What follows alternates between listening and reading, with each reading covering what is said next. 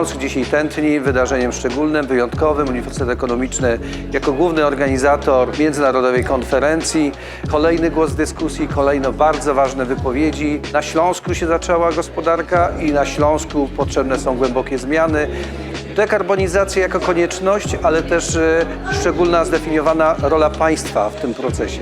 Państwa, które z jednej strony jest i właścicielem, z drugiej strony regulatorem. I ta regulacja musi z jednej strony uwzględniać wytyczne unijne, ale z drugiej strony też, pamiętajmy, musi być symetryczna do oczekiwań rynkowych, czyli jaka jest śląska gospodarka, jaka jest polska gospodarka i o tym dzisiaj na konferencji dyskutujemy.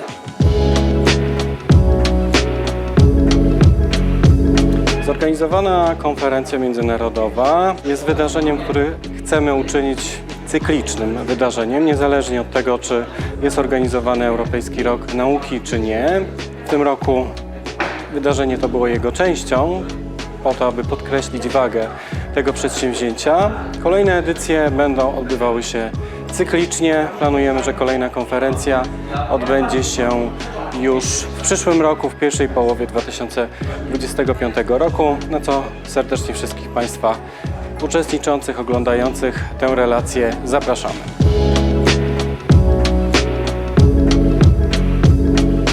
It's a really important topic. It's particularly important to this region in Silesia because of the coal mining, to Poland in general because of the number of coal generating power station and the implications for carbon and how the just transition and how we decarbonise to protect our environment is really important because energy prices will be affected. And we've wonderful delegates from all over Europe at this conference, and it's focused on economics, but there are other disciplines, there's engineering and there's social sciences.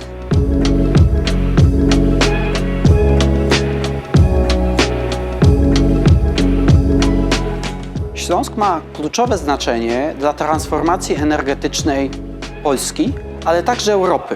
Do tego może stanowić bardzo interesujący punkt odniesienia dla całego świata. Sprawiedliwa transformacja jest tutaj kluczem do przeprowadzenia właściwej reformy kraju w wielu aspektach. Dotyczy to zarówno kwestii społecznych, jak i ekonomicznych. Dyskusja na temat sprawiedliwej transformacji energetycznej właśnie w tym miejscu to dodatkowa wartość, którą Polska może pochwalić się na licznych poziomach. Bardzo cieszę się, że organizatorzy podeszli do tego w odpowiedni sposób, kumulując różnorodną tematykę dotyczącą właśnie sprawiedliwej transformacji energetycznej. Ten głos licznych przedstawicieli różnych uniwersytetów z całego świata, przedstawiony właśnie tutaj w Katowicach, wybrzmiewa dodatkowo mocno. Szczerze wierzę, że ustalenia z tej konferencji zostaną wdrożone nie tylko na poziomie różnych projektów naukowych, dyskusji badawczych, interesujących artykułów czy książek, ale znajdą mocne przełożenie w dokumentach politycznych nie tylko w Polsce, w Unii Europejskiej, ale i na całym świecie. Szczerze wierzę, że uda nam się wypracować pewien dokument o charakterze deklaracji dotyczącej właśnie sprawiedliwej transformacji energetycznej z tymi punktami, które już zarysowaliśmy w licznych debatach i dyskusjach podczas tej konferencji.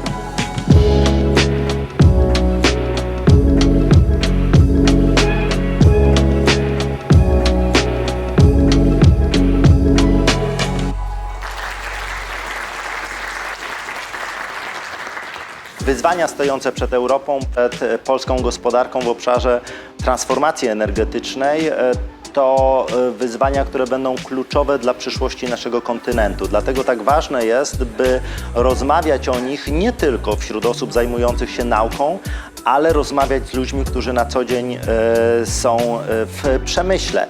Komisja ITRE łączy w sobie zarówno kwestie związane z rozwojem i badaniami naukowymi, jak i kwestie przemysłowe i energetyczne. Dlatego dzisiejsza konferencja organizowana przez Uniwersytet Ekonomiczny, przez Katedrę Transformacji Energetycznej znakomicie wpisuje się w zagadnienia, które są omawiane w Europie. Wyzwania przed Komisją Europejską to wyzwania przede wszystkim wszystkim dotyczące cen energii, konkurencyjności gospodarki europejskiej, cyfryzacji i o tym wszystkim rozmawiamy tutaj podczas dwudniowej międzynarodowej konferencji dotyczącej właśnie sprawiedliwej transformacji energetycznej.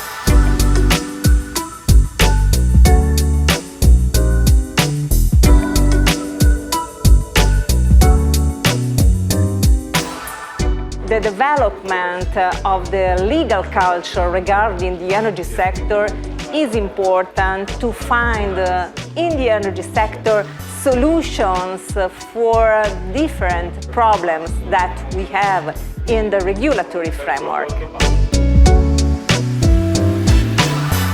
Doskonale wiemy, że ta transformacja nas czeka, ale problem polega w tym, że nie do końca wiemy, jak ją przeprowadzić, aby była ona odbierana przez wszystkich jako proces inkluzywny i sprawiedliwy.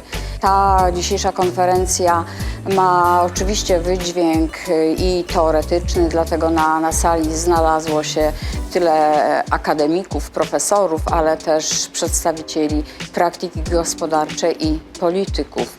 Decyzje, jak tą transformację przeprowadzać, to powinien być wielki konsensus pomiędzy tymi różnymi osobami, światami, a więc światem akademickim, ale także i samorządami, regionem, przedstawicielami regionu i władz. Konferencja wykorzystała momentum.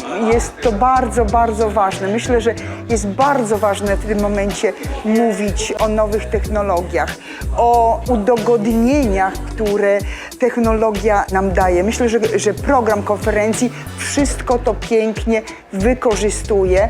Tematy są bardzo czasowe, bardzo przyszłościowe. Można powiedzieć, że osoby, które chciałyby znaleźć troszeczkę więcej wiedzy na temat energetyki, sprawiedliwości społecznej i przeobrażeń, które dzieją się nie tylko w kraju, ale także za granicą, tutaj powinny się znaleźć i na pewno śledzić to, co tutaj się dzieje.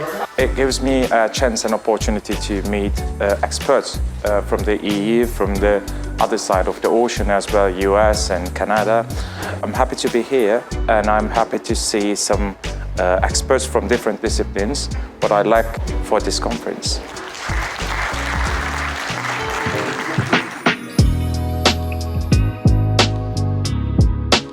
Jesteśmy bardzo szczęśliwi, że uniwersytety w Polsce współpracują ze sobą i umożliwiają udział w takich konferencjach.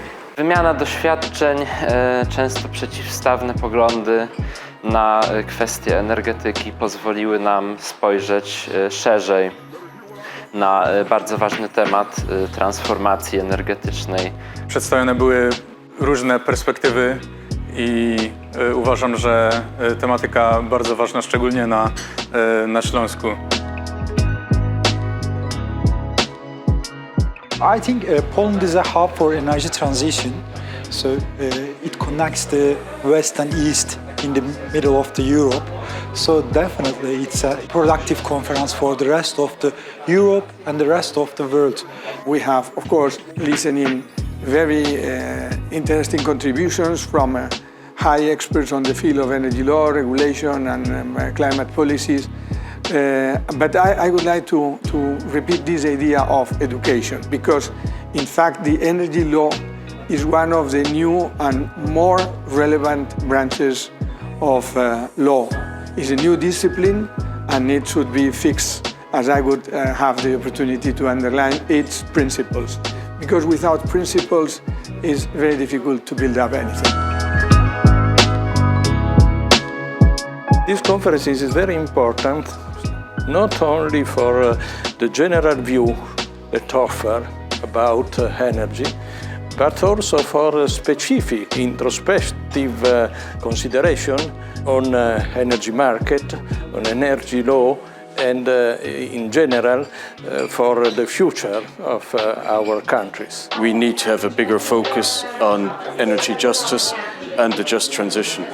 And this is something that the debates here today can create a lasting effect on some of the policy making. Some of the voices in the room will write academic and policy work that EU policymakers can engage in into the future.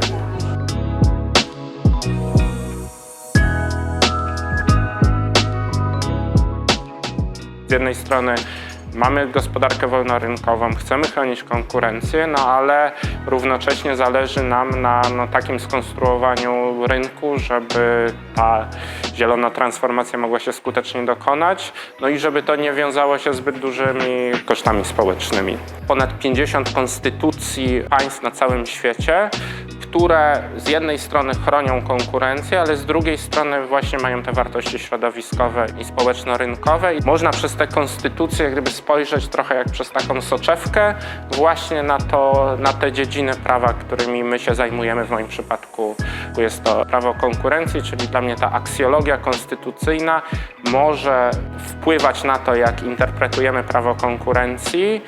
No i w związku z tym można wrócić do tego pytania, od którego zacząłem, czyli też o rolę prawa konkurencji, czy związek pomiędzy prawem konkurencji a demokracją, czy po prostu tym trudnym światem, w którym obecnie żyjemy, gdzie tych zagrożeń jest dużo, na które prawo gospodarcze powinno odpowiadać.